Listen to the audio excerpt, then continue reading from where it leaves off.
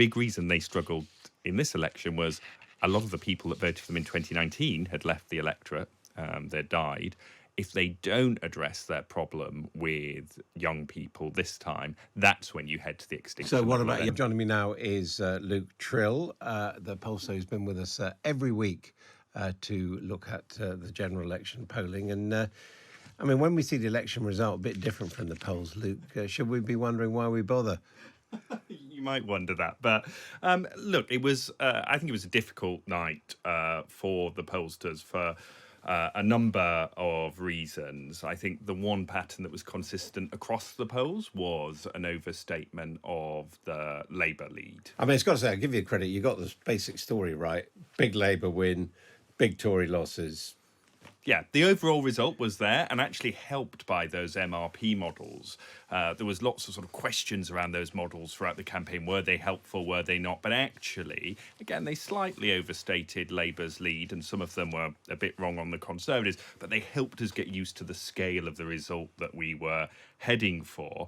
As I say, what it looked like is that across the pollsters, we missed a drop in the Labour vote, which looks to have happened quite late on, for a number of reasons. What it looks like is some people stayed home, and it is really hard to work out what happens in a low turnout election. Some people back those so-called Gaza independents, and online panels and phone polling finds it quite difficult to poll people who go for independence, and in particular some minority ethnic groups. And also, it looks like there was a bit of a late break for the Greens as well. So those factors combined meant that the Labour vote was slightly overstated. But in general, you know, actually, if you look at the Conservative vote, Reform vote, Lib Dem vote, it wasn't bad across most of the pollsters. Now, what about all this talk of, well, basically Labour won because the right was split? A lot of people voted for Reform, even though they didn't end up with that many MPs. I mean, would uniting the right sort it out? I think the evidence doesn't point to that. You can see why it's attractive to some on the right of the Conservative Party to put forward this thesis. But we actually had a poll which went into the field as soon as polls closed on Thursday. And we asked Reform voters, who else might you have considered voting for? Where else might you have gone? And only 36% of Reform UK voters said they might have gone for the Conservatives. 16% said Labour, actually, and 9% the Liberal Democrats. Did you ask them who they used to vote for as well? Yeah, so lots of them came from the Conservatives. We know that. So we know that. We know that around 2/3 came from the Conservatives. But the interesting thing is they don't want to go back. And we also asked the same question of Conservative voters. We said, you know, did you think about going anywhere else? And the interesting thing is about 3 in 10 said Reform UK, but the same number said they would have considered going to parties of the left. So Labour, Liberal Democrats, the Greens. So I think there's a double risk from this uniting the right talk. One is they don't actually get that many Reform voters over, but also they risk losing votes on the other side to, you know, parties of the centre, and in particular the Conservatives. You know, they lost a lot of seats to the Lib Dems. They need to win them back, but also they risk losing even more if they're seen to alienate them. So I think it has to be, you know, I think what the polling shows is the strategy for the Conservatives' recovery has to be, yes, winning back some Reform voters, but also those votes which often count double on the left of the spectrum. But how do you do that? Well, you know, actually, you know, and this is the other thing. We had a poll question which was, did the Conservatives lose because they were too right-wing, too left-wing, or because they're incompetent? And over 7 in 10 selected competence as the issue. This wasn't an election which was lost by the Conservatives on ideology or won for Labour on ideology. It was a basic sense the Conservatives had just stopped doing the job of governing well. And so I think when they're looking to their leadership contest, it's how do you demonstrate that we've got the message and actually we know how to run a steady ship again, rather than the drama which, you know, made for good content on media, but which voters just looked at and went, do you know what, I don't want another 5 years of this. Is one answer for, you know, and a problem really for both Labour and the Conservatives, that the electorate is just fragmenting, that it's not a 2 or even a 3-party system anymore, it's a multi-party system? Yeah, I mean, it's pretty extraordinary that, you know, I mean, and it is a testament to Labour's campaigning focus that they have such a big majority on barely more than 1/3 of the vote. This is the lowest share of the vote for the two parties in modern history. And what we basically saw on Thursday was British politics fragmented, left, right, and centre. But the interesting Which thing is odd because in recent elections it's sort of gone both ways, hasn't it? It came together and then it came apart. Exactly. I mean, you look at 2017, for instance, and there was a really high two-party vote there. You had Labour on 40%, Theresa May on 42%, so 82% for the two parties. Fast forward to this election, and it's around 57%. I mean, that is a massive drop there. Obviously, 2010, a little bit more fragmented with the Liberal Democrats as well. So, but this election was the greatest degree of fragmentation we've seen. And interestingly, one of the things which I think has got a little bit lost in the post-election analysis is how much voters were punishing incumbents in this election. You know, actually, if you were an incumbent MP of any party, apart from the Liberal Democrats, so SNP, Conservative, Labour, you were likely to lose votes.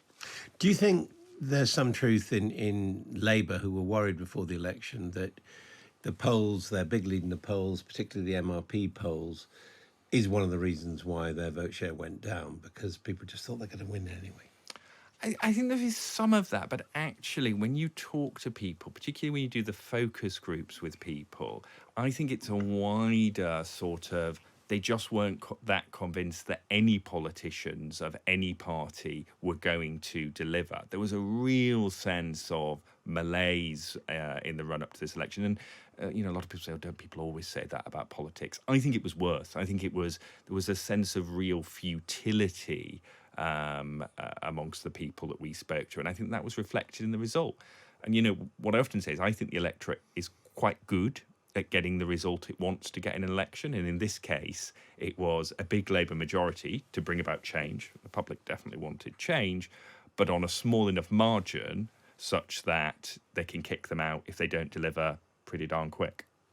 And how do we deal with this turnout problem? Obviously, it's not good when we've got 40% of the electorate not casting a vote.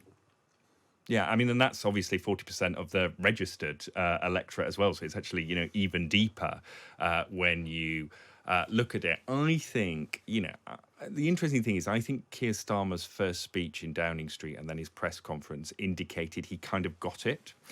Because part of it has to be delivery. You know, you have to convince people that broken Britain can be fixed. And at the moment, it is fair to say they don't think that it can be fixed and that politics can be a force for good in doing that. People have become so used to politics as a force for bad, the sort of, you know, perma-chaos of going from Brexit, of going to the pandemic, Partygate, to the mini-budget.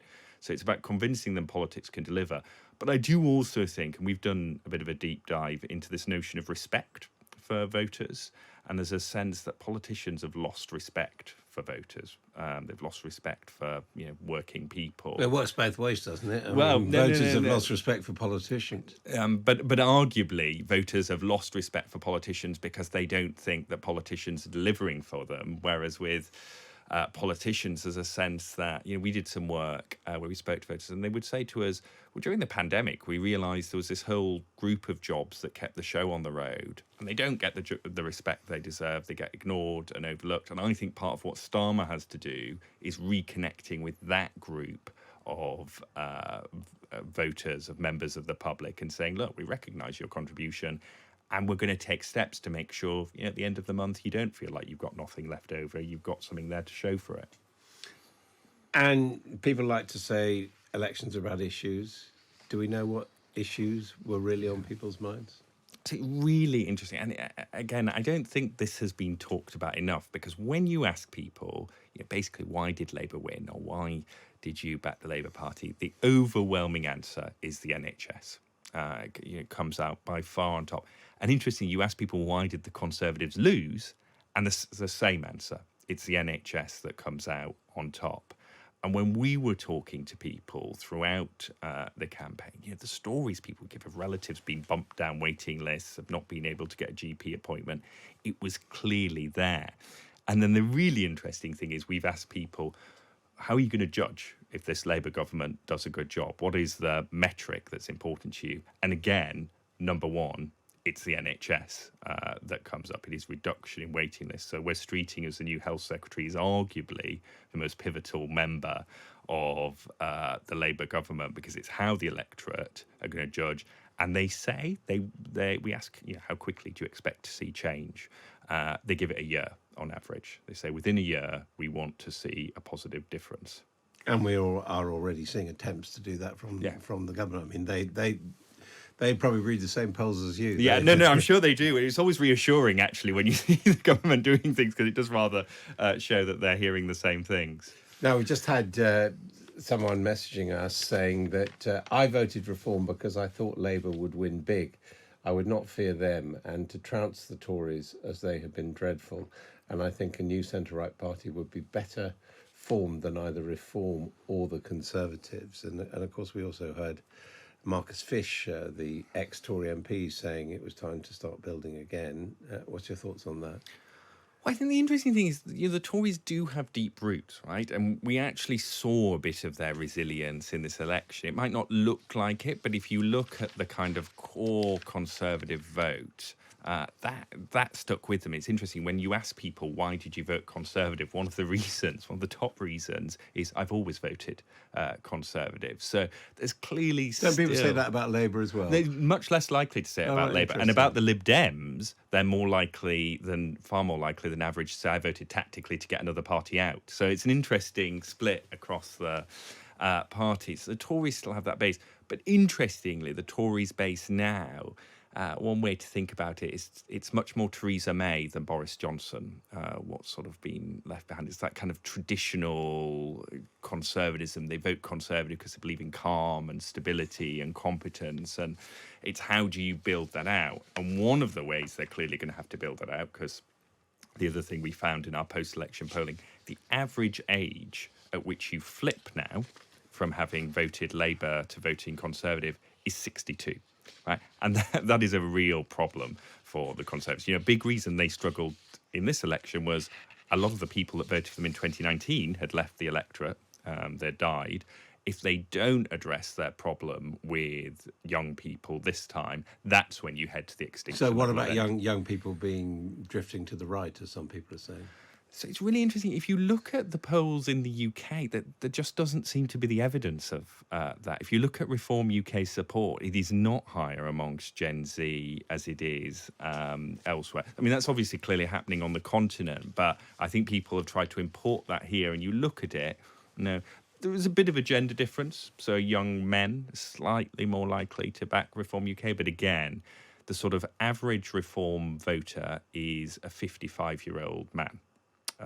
If you look at the demographics and who voted where, it is not a young person. And any sign yet who the voters, or indeed Conservative voters, would like to see as the next leader? Yeah, so we did some polling, which is in the Sunday Times this week, and there's been some membership polling as well from JL Partners and YouGov. The really interesting thing is that the most popular contender lost her seat. Penny Mordaunt would win all of the head-to-heads that we did, and 2019 Conservative voters, that group they want to get back, in particular liked Penny Mordaunt. If you look at who's left, the membership polling certainly suggests Tom Tugendhat has a good chance. A centre-left candidate. The centre-left centre candidate. And one of the things you've got to remember is it looks like the Tory party membership might have changed a little bit, because obviously a big chunk of Tory members have gone to Reform UK. So it's a slightly different electorate to the one that elected Liz Truss and Boris Johnson. So him doing well, Kemi Badenoch doing reasonably well, although slightly less well in some of the head-to-heads with the public, and Suella Braverman as well, although Suella Braverman, a really interesting contrast, does well in some members' polls, does very badly in polls of Conservative 2019 voters. And I think that is going to have to be a reflection point for the Tory party membership and MPs, is that if they elect a base favourite like Suella Braverman, they're electing the person who would be most unpopular with the public at large. And at this stage in the political cycle, why does polling still matter, if you like? That's a good question. I just imagine some of your listeners like, why don't you just go away for 4 years? But why does it matter? I think it matters for a number of reasons. One is actually digging into what do voters want from this government. I think this new Labour government with a big majority is going to want to keep an eye on what do the public want, why do they want it, what will make a difference, what are the pitfalls. That doesn't mean just blindly following polling, but if you know that the public are opposed to something, you better be armed with how to deal with it. And you remember that big misstep that the Conservatives made when they came in the coalition in 2010 was the forests. Now, anyone could have told you if you'd done proper polling on that, the British public would not want to see the forests sold off. So I think there's avoiding pitfalls.